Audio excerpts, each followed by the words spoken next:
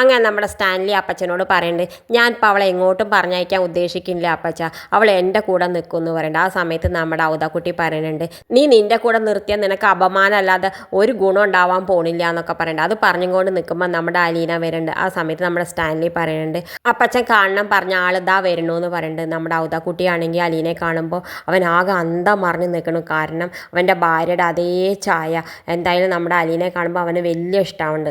ഔദക്കുട്ടി എന്തായാലും അലീനയുടെ പിന്നിൽ പോകുന്നുണ്ട്. ആ സമയത്ത് നമ്മുടെ അലീന ഔദക്കുട്ടിയോട് ചോദിക്കുന്നുണ്ട്, വലിയ അപ്പച്ചൻ എന്നെ ഇവിടുന്ന് പറഞ്ഞയക്കാൻ വന്നതല്ലേ എന്നൊക്കെ ചോദിക്കുന്നുണ്ട്. ആ സമയത്ത് നമ്മുടെ ഔദക്കുട്ടി പറയുന്നുണ്ട്, ആര് പറഞ്ഞു, ഞാൻ അതിനൊന്നും വന്നതല്ല എന്നൊക്കെ പറയുന്നുണ്ട്. എനിക്ക് മനസ്സിലായി എന്ന് പറയുന്നുണ്ട് നമ്മുടെ അലീന. ആ സമയത്ത് നമ്മുടെ ഔദക്കുട്ടി പറയുന്നുണ്ട്, നീ എൻ്റെ ചിന്നമ്മയുടെ അതേ ചായ, ആ ചിന്നമ്മ ഏരിയ പോയി എന്ന് ചോദിക്കേണ്ട എന്നൊക്കെ പറയുന്നുണ്ട്. നമ്മുടെ അലീനയ്ക്കാണെങ്കിൽ വലിയ സന്തോഷമാവുണ്ട്. അലീന മെല്ലെ ഔദക്കുട്ടിയെ മെല്ലെ അടുക്കളയിലേക്ക് കൊണ്ടുപോയിട്ട് ചായ ഒക്കെ ഇട്ട് കൊടുക്കുന്നുണ്ട്. ചായ കുടിക്കുമ്പോൾ നമ്മൾ ഔദക്കുട്ടിക്ക് ചിന്നമ്മ വെച്ച അതേ സ്വാദും തോന്നുന്നുണ്ട്.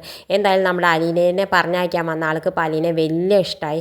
അലീനെ ഒരു നേരം കാണാതെ ഇരിക്കാൻ വയ്യാതായി. ഇത് കാണിച്ചും കൊണ്ടാണ് ഇന്നത്തെ പ്രൊമോ അവസാനിക്കുന്നത്. ഇതുപോലുള്ള പ്രൊമോ വിശേഷങ്ങൾ നിങ്ങളുടെ മുന്നിൽ എളുപ്പത്തിലെത്താൻ ഈ ചാനൽ ഒന്ന് സബ്സ്ക്രൈബ് ചെയ്യാൻ മറക്കരുത്.